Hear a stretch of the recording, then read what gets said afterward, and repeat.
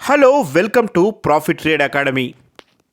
ఇప్పటి వరకు AI tools అంటే ఉద్యోగులకు సహాయం చేసే సాఫ్ట్వేర్గా పరిగణిస్తున్నారు. కానీ తాము రూపొందించిన కొత్త ఏఐ టూల్ మానవ ప్రమేయం లేకుండానే క్లిష్టమైన ఆఫీస్ పనులను స్వతంత్రంగా పూర్తి చేస్తుందంటూ అమెరికాకు చెందిన ఆంథ్రోపిక్ అనే సంస్థ చేసిన ప్రకటన ప్రపంచ టెక్నాలజీ రంగంలో ప్రకంపనలు సృష్టిస్తోంది. ఫలితంగా అంతర్జాతీయంగా తర్వాత మన దేశంలోనూ ఐటీ కంపెనీల షేర్లు పతనమయ్యాయి. కోవిడ్ పరిణామాల నాటి 2020 మార్చ్ తర్వాత ఐటీ కంపెనీల షేర్లు ఇంతగా నష్టపోవడం ఇప్పుడే చూసాం. ప్రస్తుతం ఇన్వెస్టర్లే కాదు, అందరిలో తలెత్తున్న ప్రశ్న ఏంటంటే, భవిష్యత్తులో కంపెనీలకు నిజంగా మానవ అవసరం ఉండదా? చాట్ జీపీటీకి మరియు దీనికి తేడా ఏంటంటే, అమెరికాకు చెందిన ఏఐ అంకురం ఆంథ్రోపిక్ తన ప్లాట్ఫామ్ను విస్తరిస్తూ క్లాడ్ కోవర్క్ను జనవరి చివరి వారంలో ఆవిష్కరించింది. వివిధ రంగాల్లోని పనులను నిర్వహించేందుకు వీలుగా 11 కొత్త ప్లగిన్లను విడుదల చేసింది. స్వతంత్రంగా నిర్ణయాలు తీసుకొని ఇవి పనులు నిర్వహిస్తాయన్నమాట. ఇప్పటి వరకు అందుబాటులో ఉన్న AI tools ChatGPT, Gemini, Grok వంటివన్నీ తెలివైన విద్యార్థుల వంటివి. మనం వాటిని ఏమడిగితే దానికి మాత్రమే సమాధానం ఇస్తాయి. కంటెంట్ రాయమంటే అందుబాటులో ఉన్న సమాచారం ఆధారంగా రాస్తాయి. కానీ వాటికి మనమే మార్గనిర్దేశం చేయాల్సి ఉంటుంది. క్లాడ్ కోవర్క్ అలా కాదు. ఇది పనులు ఎలా పూర్తి చేయాలో తెలిసిన ఒక అనుభవజ్ఞుడైన ఆఫీసు ఉద్యోగిలా ప్రవర్తిస్తుంది. ప్రశ్నలకు సమాధానాలు ఇవ్వడమే కాదు, నేరుగా రంగంలోకి దిగి పనులను పూర్తి చేస్తుంది. ఒక్క మాటలో చెప్పాలంటే క్లాడ్ కోవర్క్ అనేది ఒక పూర్తిస్థాయి డిజిటల్ ఉద్యోగి అని చెప్పొచ్చు.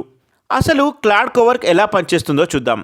క్లాడ్ కోవర్క్ స్వయంగా కంప్యూటర్ ఫోల్డర్లను తెరిచి అందులోని పత్రాలను చదివి కావాల్సిన సరైన ఫైల్ను వెతికి పట్టుకోగలదు.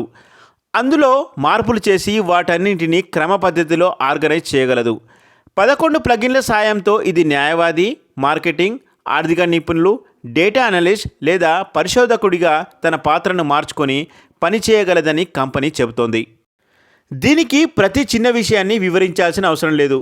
ఉదాహరణకు ఈ 50 కాంట్రాక్ట్లను పరిశీలించి వచ్చే నెలలో గడువు ముగిసే వాటి వివరాలు ఇవ్వు అని చెబితే చాలు, ఆ పనిని మొత్తం స్వయంగా పూర్తి చేసేస్తుందట.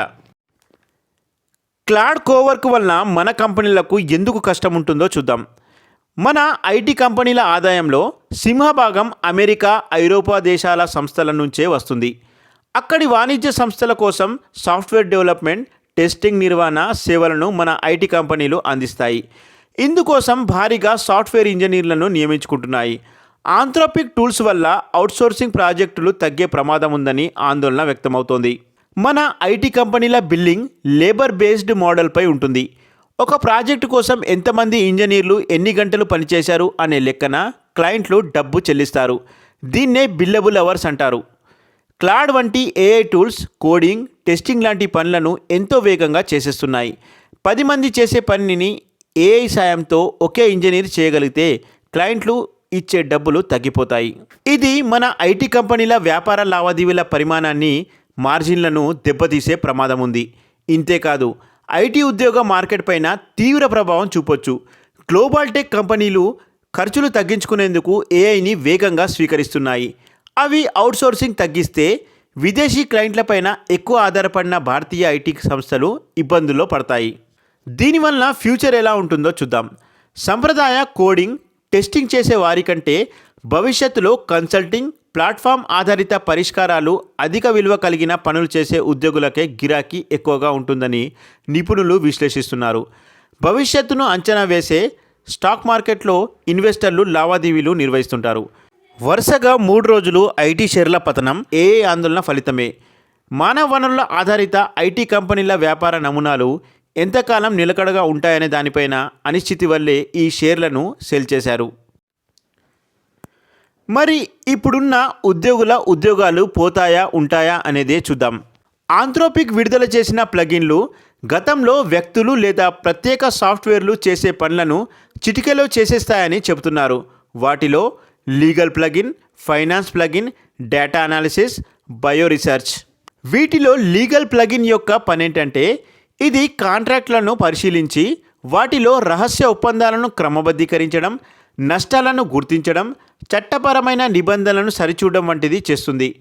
ఈ ప్లగిన్ సామర్థ్యం బయటపడగానే లీగల్ టెక్నాలజీ కంపెనీలైన థామ్సన్ రైటర్స్, లీగల్ జూమ్ వంటి షేర్లు 15 to 20% పడిపోయాయి.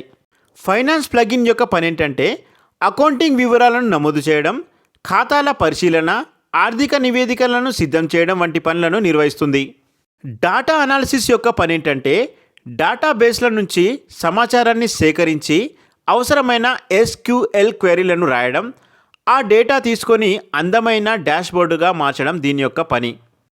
ఇక చివరిదైన బయో రీసెర్చ్ ప్లగిన్ యొక్క పని ఏంటంటే ల్యాబ్ డేటాకు అనుసంధానమై శాస్త్రీయ పరిశోధనల ప్రారంభ దశలో కీలక సాయాన్ని అందిస్తుంది. ఇలా ఈ ప్లగిన్లు నిపుణులు ఖరీదైన సాఫ్ట్వేర్లు అవుట్సోర్సింగ్ బృందాలు చేసే పనులను భర్తీ చేస్తాయని అంటున్నారు. సో ఇది ఇలా ఉంటే భవిష్యత్తులో కంపెనీలకు నిజంగా మానవ వనరుల యొక్క అవసరం ఉండదా అనేదే $1 మిలియన్ ప్రశ్న. సో ఈ వీడియో మీకు ఇన్ఫర్మేటివ్ అనిపిస్తే లైక్ చేయండి, షేర్ చేయండి. మరిన్ని వీడియోల కోసం సబ్స్క్రైబ్ చేసుకోండి. Thanks for watching.